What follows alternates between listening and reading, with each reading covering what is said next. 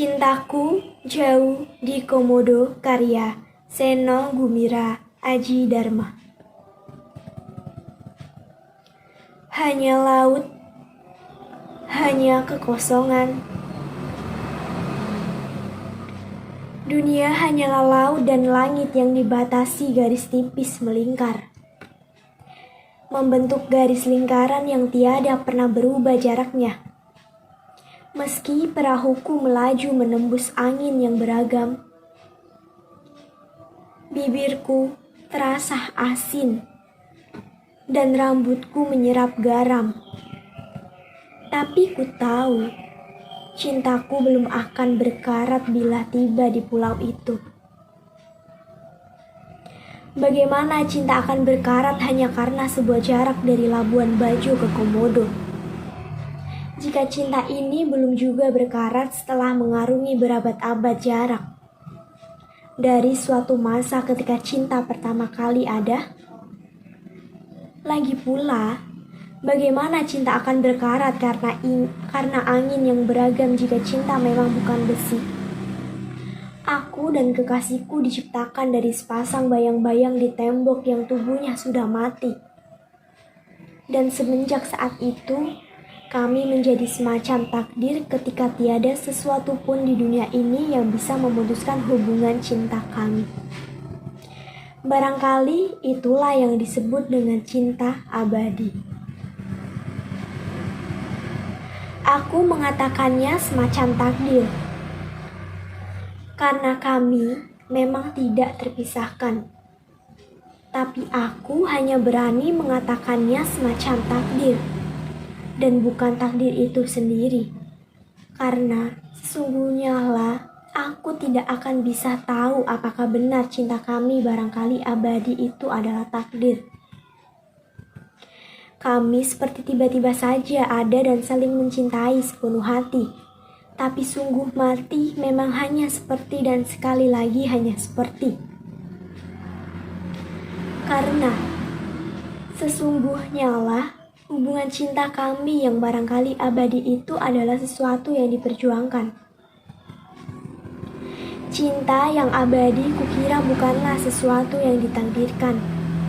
Cinta yang abadi adalah sesuatu yang diperjuangkan terus-menerus sehingga cinta itu tetap ada, tetap bertahan, tetap membara, tetap penuh pesona, tetap menggelisahkan, tetap misterius, dan tetap terus-menerus menimbulkan tanda tanya.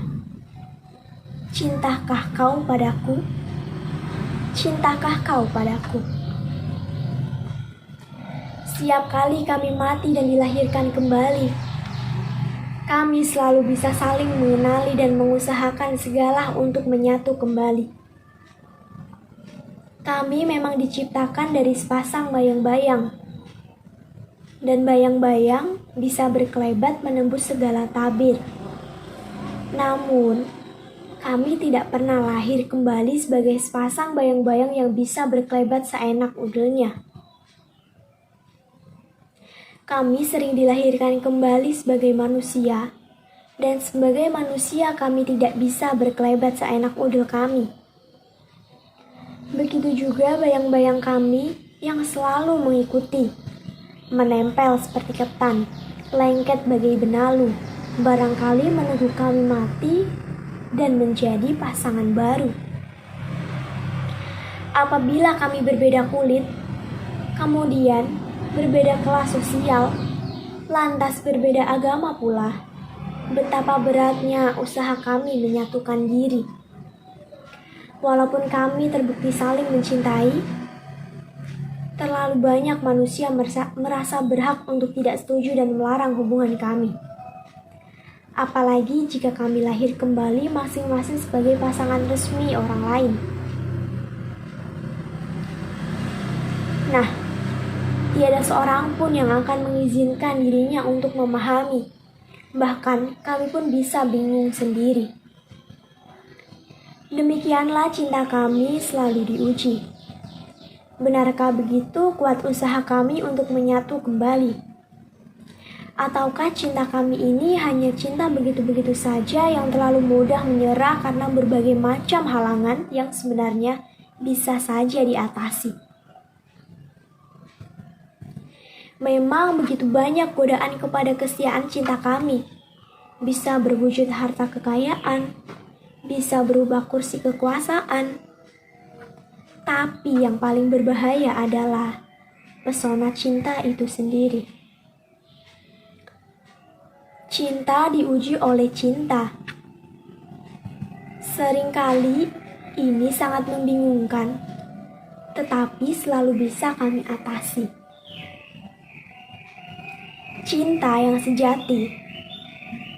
Kukira hanyalah menjadi sejati jika tahan uji terhadap cinta yang sama hebohnya, yakni cinta yang dahsyat itu. Dengan segenap petir dan halilintarnya yang tanpa kecuali menggetarkan dan mendebarkan hati. Kesetiaan kami masing-masing telah membuat kami selalu bertemu kembali. Begitulah, meski terkadang penuh dengan luka-luka cinta di sana-sini karena ketergodaan yang terlalu menarik untuk tidak dilayani. Apabila kami bertemu dari kelahiran satu ke kelahiran lain, kami akan saling mengenali. Meski perbedaan duniawi yang membungkus kami bisa mengakibatkan masalah berarti. Itulah yang terjadi misalnya ketika aku lahir sebagai pendeta dan kekasihku lahir sebagai putri raja. Lain kali aku lahir kembali sebagai perempuan dan kekasihku lahir kembali tetapi sebagai perempuan. Suatu kali bahkan ketika lahir kembali sebagai bayi, kekasihku sudah lahir berpuluh tahun sebelumnya dan hampir mati. Tetapi, tidakkah cinta itu tiada memandang wujud dan tiada pula memandang usia? Jika cinta memang mempersatukan jiwa, maka kesenjangan tubuh macam apakah yang akan bisa menghalanginya? Justru itulah masalahnya sekarang.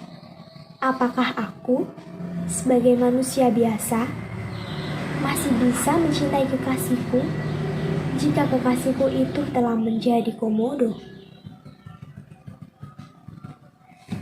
Hanya laut, hanya kekosongan. Laut dan langit bagai bertaut, tetapi mereka sebetulnya tidak bersentuhan sama sekali. Apakah aku akan bisa bertemu dengan kekasihku kali ini? Tanda-tanda alam memberi isyarat kepadaku. Kekasihku telah dilahirkan kembali dalam wujud seekor komodo yang sekarang berada di Pulau Komodo. Sebagai seekor komodo, kekasihku menimbulkan masalah besar karena telah memakan seorang anak gadis yang sedang mandi di sungai. Perburuan liar telah mengurangi jumlah kijang yang biasa dimakan komodo. Sehingga kekasihku dengan kelaparannya yang amat sangat telah menerkam dan menelan seorang anak gadis berusia 12 tahun. Karena undang-undang melindungi komodo, maka kekasihku tidak dibunuh, melainkan dibuang ke suatu wilayah di Pulau Flores yang juga dihuni komodo. Namun, di tempat yang baru itu, kekasihku dianggap sebagai komodo asing yang dimusuhi oleh komodo-komodo lain. Akibatnya, kekasihku berenang dan menyeberangi laut untuk kembali ke Pulau Komodo, dan kini aku datang ke pulau itu untuk mencarinya. Dalam sejarah percintaan kami dari abad ke abad, belum pernah kami lahir kembali dengan berbeda spesies seperti ini. Karena kami selalu berperilaku baik, kami selalu lahir kembali sebagai manusia. Kesalahan apakah yang telah dilakukan kekasihku? Dan aku tidak mengetahuinya, sehingga lahir kembali sebagai komodo. Apakah ia masih akan mengenaliku dengan panca indera dan otaknya sebagai seekor komodo? Kalaulah aku masih mempunyai kepekaan untuk mengenalinya, bagaimanakah caranya ia akan mengenaliku dan apa yang akan kami lakukan? Aku tidak mungkin mengawini dan membawanya sebagai seekor komodo ke dalam apartemenku di Jakarta. Pasti, Supermi tidak akan pula mengenyangkannya. Atas nama cinta, apakah yang masih bisa kulakukan untuk kekasihku? Ketika akhirnya kami berjumpa di sebuah kubangan pada sungai kering berbatu-batu, hatiku terasa kosong. Setelah menjelajahi pulau itu selama 2 hari dan bertemu dengan sejumlah komodo, akhirnya aku bertemu dengan seekor komodo yang kuyakini sebagai kekasihku. Rupanya kekasihku menjadi seekor komodo jantan. Karena aku turun di kampung komodo dan bukan di Loh Liang, tempat para petugas Taman Nasional biasa memandu wisatawan. Aku menjelajahi pulau itu siang malam tanpa pengawal. Bersenjatakan tongkat bercabang, aku berhasil menyelamatkan diri dari serangan sejumlah komodo. Sampai kutemukan komodo jantan yang pernah memakan anak gadis itu. Kami bertemu pada suatu siang yang panas dan aku sedang mendaki ketika kulihat ia merayap ke arahku di bawah kerimbuan semak-semak. Apakah yang masih bisa aku kenal dari kekasihku yang cantik jelita pada komodo jantan ini? Tadinya masih kuharap pandangan mata yang penuh dengan cinta, tapi hanya kulihat sebuah pandangan mata yang kosong. Sudah jelas ia tampak kelaparan, dan kukira ia tidak mengenaliku lagi. Apakah masih sahih jika aku berusaha tetap mempertahankan cinta? Dalam keadaan seperti ini, aku menjadi ragu. Apakah cinta yang abadi itu sebenarnya memang ada? Ataukah hanya seolah-olah ada dan dipercaya begitu rupa sehingga mengelabui para peminatnya? Mungkin cinta ternyata mengenal wujud. Meskipun komodo jantan itu memang penjelmaan kekasihku, dan aku sangat mencintainya, aku bertanya-tanya, apakah aku bisa mencintainya seperti aku mencintai kekasihku? Aku terpeleset dari tebing dan meluncur masuk ke kubangan, tepat di hadapan mulutnya yang menganga. Semuanya sudah terlambat.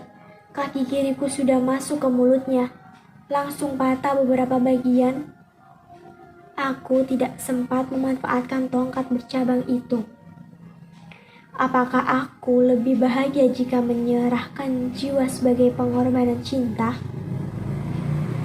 Kurasa seluruh tubuhku tersedot masuk ke dalam tubuh komodo itu sekarang. Di dalam tubuh itu hanya kurasakan kegelapan dan perasaan menyatu. Kalau aku tidak keliru.